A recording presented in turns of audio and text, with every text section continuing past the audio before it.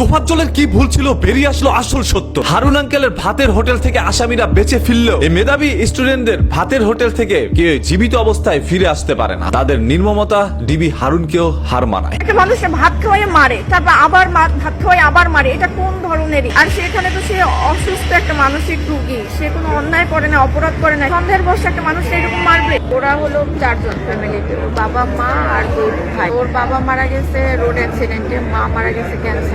ভাই ছিল, বড় ভাই, উনি পুলিশের এসআই ছিল, উনিও গত বছর রোজায় লিভার ক্যান্সারে মারা গেছে। ভাই মারা যাওয়ার পরে মূলত হলো আরো মানসিক ভাবে উন্মাদ হয়ে গেছে। একজন মানুষ তার মোবাইল হারিয়ে আবেগের বশত আরেকজন মানুষকে ধরে তারপর গোস্ত ভাত দিয়ে খাইয়ে এরপর নির্মম ভাবে আয়োজন করে তাকে দুনিয়া থেকে সরিয়ে দেওয়া হয়। এরকম একটি ঘটনা সামাজিক যোগাযোগ মাধ্যমে ইতিমধ্যে ভাইরাল হয়ে যায়। ভাই এখন কথা হচ্ছে যে ভাই আমি হচ্ছে যে ওনাকে হচ্ছে যে জাস্ট শুধু আবেগের বসে আমার যে ফোনটা হারাইছে ভাই। তবে সেই ঘটনার পিছনে রহস্যটা আপনারা অনেকেই জানেন না। আমি বাংলাদেশ আওয়ামী ছাত্রলীগ পাথরঘাটা উপজেলার কাঁঠালতলী ইউনিয়ন বরগুনা জেলা। আমার একটা মেসেজ দেব যে আল্লাহ সর্বশক্তিমান, আল্লাহ দেখে আমরা সবাই সতর্ক হয়ে যাব। এখানে কোনো রাজনৈতিক চাল আছে বিদায় অনেকে সন্দেহ করছেন। যেহেতু তোফাজ্জলের ভাই একজন এসআই ছিলেন, তোফাজ্জল একটি মেয়েকে অসম্ভব ভালোবাসতো কিন্তু কোনোদিন তাকে পায়নি। অন্যদিকে ছোটবেলায় তার বাবাকে হারায়, তারপর 2019 সালে তার মাকে হারায়। 2023 সালে তার সর্বশেষ আশ্রয় তার বড় ভাই, যিনি ক্যান্সারে আক্রান্ত হয়ে দুনিয়া থেকে সরে যায়, তাকেও তিনি হারায়। সবাইকে হারিয়ে পাগলের মতো ছটফট করতে থাকে রাস্তার মধ্যে। মানুষ তাকে যখন যা দিত তাই খেয়ে তিনি বেঁচে ছিল।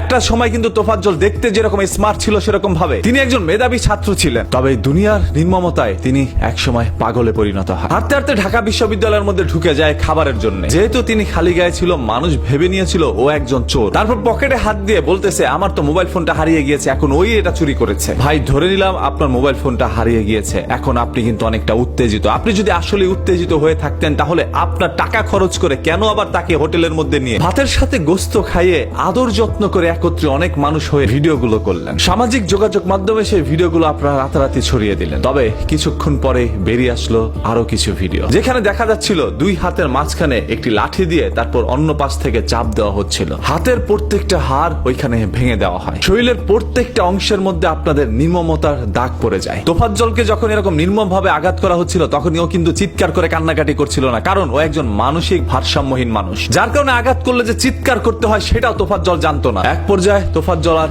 আঘাতগুলো সইতে না পেরে এই দুনিয়া থেকে বিদায় নেয়। তোফাজ্জল একজন এতিম মানুষ, বারবার বলছিল আমি একজন এতিম, আমার কেউ নাই, বাপ মা ভাই বোন আমার কেউ নাই, আমি একা ঘুরে বেড়াই রাস্তার মধ্যে। কিন্তু কেউ তোফাজ্জলকে ছাড়েনি। একজন খুনি কখনো শিক্ষার্থী হতে পারে না, একজন শিক্ষার্থী কখনো খুনি হতে পারে না। তাহলে সেই স্বৈরাচার সরকারের সাথে বা সেই স্বৈরাচারিতার সাথে আমাদের পার্থক্য কোথায়? হ্যাঁ, সাধারণ জনগণ যদি আবু সাইদের বুকে গুলি লাগার কারণে সবাই রাস্তায় নামতে পারে, তাহলে একজন মানসিক ভারসাম্যহীন ব্যক্তিকে যদি দুনিয়া থেকে নির্মম ভাবে এইভাবে স্টুডেন্টরা সরিয়ে দিতে পারে, তাহলে জনগণ আবারও রাস্তায় নামতে পারে। একজন অপরাধীর পরিচয় কি সেটা আমরা তখনই ভুলে যাব যখন সে সব থেকে বড় অপরাধটি করবে। শুধুমাত্র মোবাইল ফোন হারিয়ে আবেগের বশতে কিভাবে এরকম কাজটা করে তিনি। ধিক্কার জানাই সেই সকল মানুষগুলোকে। আজকে দেশের মধ্যে নাকি বাক স্বাধীনতা চলে আসছে, আমরা নাকি স্বাধীনভাবে কথা বলতে পারবো। আজকে সেই সকল স্টুডেন্টদের বিরুদ্ধে কথা বলতে গিয়ে হয়তোবা আমার জীবনও এখন ভয়ঙ্কর পরিণতিতে পড়তে পারে। হয়তোবা তারা আমাকে ইনভাইট করে আদর যত্ন করে এরকম নির্মম ভাবে দুনিয়া থেকে সরিয়ে দিতে পারে। বলতে পারে আমি তার পকেট থেকে তার বাটন মোবাইলটি চুরি করে নিয়েছি। আসলে তোফাজ্জল তার মাকে হারায়, বাবাকে হারায়, তার ভাইকে হারায়, তার ভালোবাসার একমাত্র মানুষটিকে হারায়। সবাইকে হারিয়ে তোফাজ্জল এই দুনিয়ার মধ্যে বেঁচে থেকেই বা কি লাভ? যদি বিদায় করেই দিতে হইতো তাহলে কেন